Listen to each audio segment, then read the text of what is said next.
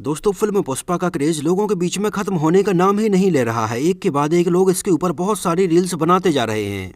YouTube, Instagram, Facebook और Twitter जैसी बहुत सारी सोशल मीडिया साइट पर पुष्पा ही ट्रेंड कर रहा है। और जहां कहीं पर भी देखो, फिल्म पुष्पा के डायलॉग्स और उसके गानों का क्रेज हमें देखने के लिए मिल रहा है। फिल्म को रिलीज हुए आज लगभग 2 महीने से ज्यादा हो चुके हैं और फिल्म के अकेले ही हिंदी डब वर्जन ने 100 करोड़ रुपए से ज्यादा का कलेक्शन कर लिया है, जो कि अपने आप में एक बहुत बड़ी बात है। फिल्म में अल्लू अर्जुन का काम इतना जबरदस्त था कि ये किरदार लोगों के एकदम दिलो दिमाग में बैठ गया है। लेकिन चलो, फिल्म पुष्पा के डायलॉग्स के ऊपर और गानों के ऊपर रील बनाने तक तो सब कुछ ठीक था। लेकिन क्या आप जानते हैं कि फिल्म में अल्लू अर्जुन के इस किरदार से लोग बहुत ज्यादा इंस्पायर हो रहे हैं। यहाँ तक कि अभी हाल ही में महाराष्ट्र पुलिस के द्वारा एक शख्स को चंदन की लकड़ी की तस्करी करते हुए गिरफ्तार भी किया गया है। ये शख्स फिल्म पुष्पा में दिखाए गए अल्लू अर्जुन के इस किरदार से बहुत ही ज्यादा इंस्पायर था। और जिस तरह से फिल्म पुष्पा में अल्लू अर्जुन चंदन की लकड़ी को जंगल से बाहर ले जाते हुए दिखाई देते हैं, इस शख्स ने अपनी रियल लाइफ में बिल्कुल ऐसा ही करने की कोशिश की। इस युवक का नाम है यासीन इनायतुल्लाह, जो कि तेलंगाना और आंध्र प्रदेश के बॉर्डर से चंदन की लकड़ी को दूसरे राज्य में ले जा रहा था। और जैसा कि फिल्म पुष्पा में अल्लू अर्जुन ट्रक के ड्राइवर होते हैं और अपना ट्रक बाहर ले जाते हैं, ये शख्स भी ठीक वैसा ही करने की कोशिश कर रहा था। लेकिन यहाँ पर इसको पुलिस ने पकड़ लिया। फिल्म में दिखाया जाता है कि जिस ट्रक में अल्लू अर्जुन चंदन की लकड़ियाँ ले जाते हैं, तो उनके ट्रक में लकड़ियाँ नीचे की तरफ होती हैं और ऊपर की तरफ दूध का एक कंटेनर होता है, जिससे कि चेकिंग पोस्ट पर चेक करने वाले पुलिस वालों को लगता है कि ये दूध का कंटेनर है और वो उसको जाने देते हैं। और इस तरह से अल्लू अर्जुन जंगल से चंदन की लकड़ियों को बाहर ले जाते हैं। लेकिन यासीन ने फिल्म पुष्पा से इंस्पायर होकर रियल लाइफ में बिल्कुल ऐसा ही करने की कोशिश की। यहाँ तक कि यासीन ने खुद अपने ट्रक को बिल्कुल वैसा ही बनाया था, जिसमें नीचे चंदन की लकड़ियाँ थीं और ट्रक में ऊपर की साइड इन चंदन की लकड़ियों को सब्जियों और फलों से कवर किया गया था, जिससे कि फिल्म पुष्पा के जैसे ही पुलिस वालों को ये ट्रक चेक करते टाइम पर ऐसा लगे कि ये फल और सब्जियों का ट्रक है। यासीन के द्वारा लगाया गया ये सारा दिमाग एक हद तक सफल भी हुआ और यासीन आंध्रा चेक पोस्ट से सही सलामत निकल भी गया।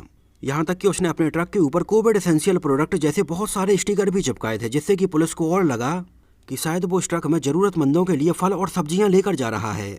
इस वजह से वो आंध्रा बॉर्डर से तो बहुत ही आराम से बाहर निकल गया था। लेकिन महाराष्ट्र बॉर्डर पर पुलिस वालों ने इसके ट्रक को पकड़ लिया और ट्रक की जब चेकिंग की गई तो उसमें चंदन की बहुत सारी लकड़ियां निकलीं। जब यासीन के ट्रक को पकड़ा गया और उसको गिरफ्तार किया गया, तब वहां पर और भी बाकी पुलिस वालों को बुलाया गया। यासीन को महाराष्ट्र के सांगली जिले में गिरफ्तार किया गया और उसके द्वारा ले जाई जा रही चंदन की लकड़ियों की कीमत निकाली गई तो पता चला कि लगभग 2.5 करोड़ रुपए की चंदन की लकड़ियां वो अपने ट्रक में ले जा रहा था। यासीन के गिरफ्तार हो जाने के बाद उससे पूछा गया कि ये सारी चीजें उसके दिमाग में कैसे आईं। तब यासीन ने बताया कि वो फिल्म पुष्पा देखने के बाद अल्लू अर्जुन के किरदार से बहुत ज्यादा इंस्पायर था और वहीं से इंस्पायर होकर उसने अल्लू अर्जुन के जैसा ही रियल में करने की कोशिश की। यासीन के गिरफ्तार हो जाने के बाद लोगों ने सोशल मीडिया पर इसको लेकर बहुत सारे मीम्स भी शेयर किए। मतलब आप समझ सकते हैं कि फिल्म पुष्पा ने लोगों को कितना ज्यादा इंस्पायर किया है। लेकिन फिल्म देखने का और उससे बहुत सारी चीजें सीखने का सबका अपना अपना तरीका होता है। कोई वही सेम फिल्म देखकर उससे बहुत सारी अच्छी चीजें सीखता है और कोई बहुत सारी गलत चीजें सीखता है। लेकिन ये शायद लोगों की समझ में ही प्रॉब्लम होती है कि वो फिल्म देखने के बाद गलत चीज़ों को तो बहुत जल्दी सीख जाते हैं। लेकिन वहीं दूसरी तरफ अगर किसी फिल्म में बहुत ज़्यादा अच्छी चीज़ें दिखाई जाती हैं तो लोग उसका 10% भी नहीं सीखते हैं। तो ये सारी चीज़ें होती हैं और लोगों को इस बात का बिल्कुल ध्यान रखना चाहिए कि वो मात्र 3 घंटे की फिल्म है, उसको 3 घंटे एंजॉय करना चाहिए। इसके अलावा आपकी रियल लाइफ है जो हमेशा ऐसे ही चलती रहेगी। और यहाँ पर अगर आप रियल लाइफ में फिल्म के जैसा ही करने की कोशिश करेंगे तो बिल्कुल ठीक यासीन के जैसा ही होगा। फिल्म के किरदारों से रियल लाइफ में इस हद तक इंस्पायर होने का ये पहला केस नहीं है।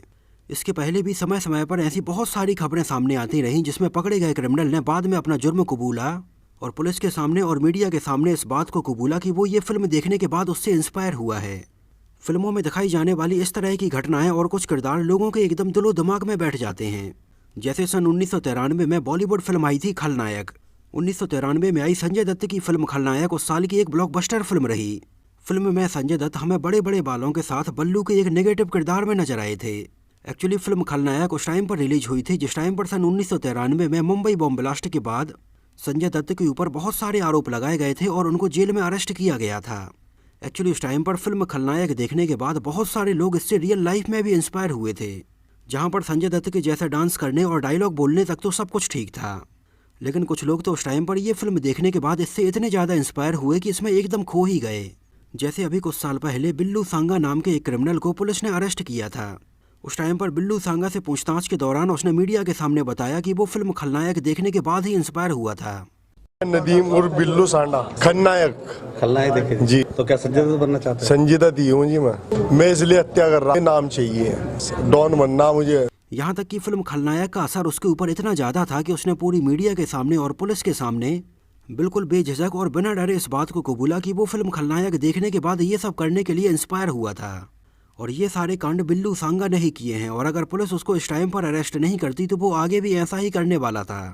मैं पैसे मांगता, अगर मुझे कोई पैसे न देता ना, वो से निपटाता। उस टाइम पर मीडिया ने उससे पूछा कि आखिर वो ऐसा क्यों कर रहा है। बिल्लू सांगा का इसके बारे में जवाब सुनकर आप एकदम हैरान हो जाएंगे। शौक है बचपन से। उसने मीडिया को जवाब दिया कि उसको अच्छा लगता है, उसको मजा आता है ये सब करने में। उसने बोला कि उसका बाप भी बदमाश था और वो भी बदमाश ही है। मेरा बाप बदमाश था, मैं भी बदमाश ही हूँ। ये सारी चीजें दिखाती हैं कि एक फिल्म लोगों के दिलो दिमाग पर कितना ज्यादा गहरा असर डालती हैं। 10 अक्टूबर रात के 10 बजे बल्लू तुम्हारी जेल से फरार। कुछ लोग जो समझदार होते हैं वो तो इन सारी चीजों से बाहर निकल आते हैं, लेकिन कुछ लोग बिल्लू सांगा के जैसे होते हैं और फिल्म देखने के बाद अपनी पूरी लाइफ ही बर्बाद कर लेते हैं। ऐसी और भी बहुत सारी बातें समय समय पर मीडिया में सामने आती रही हैं। जैसे शायद आपने रामचरण और अल्लू अर्जुन की सन 2014 में आई तेलुगु फिल्म यबडू जरूर देखी होगी। फिल्म यबडू में दिखाया गया कंसेप्ट बहुत ही अलग था, जिसमें अल्लू अर्जुन का प्लास्टिक सर्जरी के जरिए पूरा का पूरा चेहरा ही बदल दिया जाता है। उस टाइम पर फिल्म यबडू देखने के बाद और इसकी कहानी से इंस्पायर होकर हैदराबाद की महिला ने बिल्कुल ऐसा ही किया। स्वाति रेड्डी नाम की इस महिला की एक शख्स के साथ शादी हो चुकी थी, जिनके 2 बच्चे भी हो चुके थे, लेकिन स्वाति शादी के बाद भी किसी और को प्यार करती थी। इस वजह से बाद में स्वाति ने और उसके बॉयफ्रेंड ने मिलकर ये पूरा प्लान बनाया।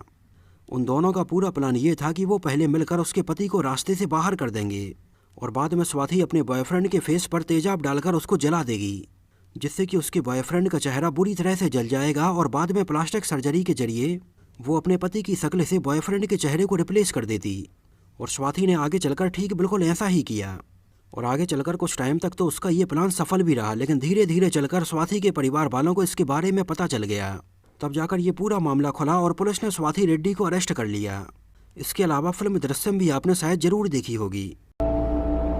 मैं तो सिर्फ एक चौथी फेल आम आदमी हूँ, जिसकी एक बीवी है और 2 बेटियां। यही मेरी दुनिया है। सैम तुम्हें मिलने तुम्हारे घर आया था? नहीं तो पणजी में स्वामी चिन्मयानंद जी का सत्संग था। प्रोग्राम हम पहुंचने से पहले ही शुरू हो गया था। हम सब वहीं गए थे। मेरा बेटा कहाँ है? मुझे नहीं पता।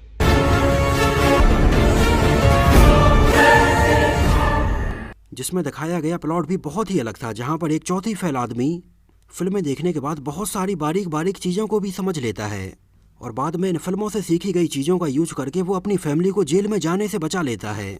इन फिल्मों से इंस्पायर होकर कुछ ऐसे ही रियल में इंसिडेंट हो चुके हैं। एक्चुअली मैंने कुछ ऐसी फिल्मों के बारे में एक वीडियो डिटेल में बनाया हुआ है, जहां पर मैंने उन फिल्मों के बारे में बात की है जो फिल्में देखने के बाद लोग रियल लाइफ में ऐसा करने के लिए इंस्पायर हुए हैं। लेकिन उस टाइम पर मेरे इस वीडियो पर यूट्यूब की तरफ से कम्युनिटी गाइडलाइन स्ट्राइक डाल दी गई। इस वजह से आगे चलकर यूट्यूब ने इस वीडियो को रिकमेंड ही नहीं किया। लेकिन मेरा ये वीडियो अभी भी यूट्यूब पर अवेलेबल है, और अगर आप इसको देखना चाहते हैं तो यहाँ पर नीचे डिस्क्रिप्शन बॉक्स में या ऊपर आई बटन में मैं इस वीडियो की लिंक आपको दे दूंगा। तो इस वीडियो को आप एक बार जरूर देखिए, आपको ऐसी बहुत सारी चीज़ें पता चलेंगी कि कैसे लोग रियल लाइफ में इंस्पायर होते हैं।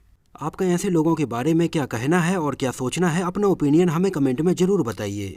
और फिल्म पुष्पा के रील्स और डायलॉग्स को लेकर अगर आपने अपने आसपास के लोगों में क्रेज देखा है तो हमें कमेंट में अपना एक्सपीरियंस भी ज़रूर शेयर कीजिए। तो इस वीडियो में इतना ही। बहुत जल्दी आप सबसे मिलते हैं साउथ फिल्म इंडस्ट्री से जुड़ी हुई कुछ और ऐसी ही इंटरेस्टिंग और रोचक बातों के साथ।